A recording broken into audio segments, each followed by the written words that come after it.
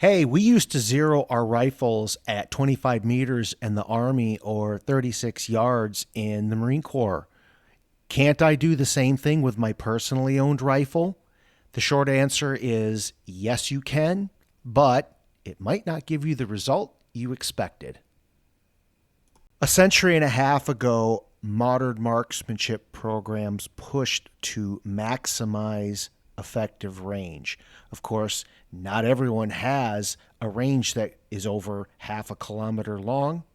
The notion of a 1,000-inch range became popular. Turns out that's just over 25 and a half meters.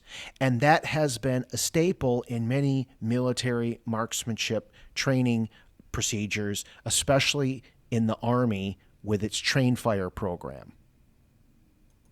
Every zero involves establishing an elevation setting such that you're going to hit a target at a given distance. Because line of sight is straight and the path of the bullet is not, this means the path of the bullet will have an initial intersection at a closer distance to allow for a hit at extended distance. That initial intersection is going to be pretty close to 1,000 inches or 25 meters for most rifles and zero settings.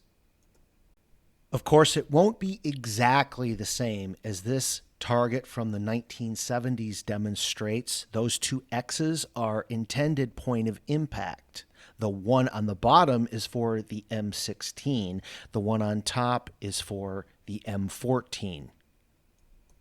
This is mostly due to differences in design of the rifles. The M14 iron sight is about an inch above the line of bore, where with the M16, the line of sight is about 2.5 inches higher. Shown side by side with identical zeros at distance, you can see the initial intersection is radically different. No, this is not mostly due to the difference in cartridge. It is mostly due to differences in line of sight over bore. I have an entire video explaining why this is in depth. It turns out this initial intersection zero doesn't work so great even if you are using exactly the same rifle to begin with.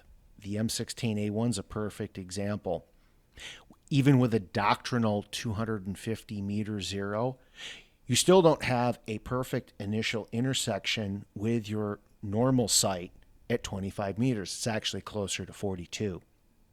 You can make this work by using the higher L or long range setting for that initial intersection and then flipping it back. This offset is exacerbated even more so when you're using an optic or a laser that isn't perfectly in line directly above the bore. Different aiming lasers are especially different in that regard.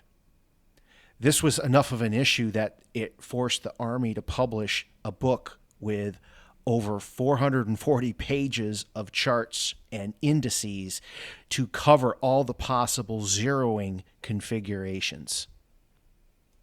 To make this work with your very specific setup, which is not likely exactly as issued in the Department of Defense, you're going to have to take some understanding in how trajectory works.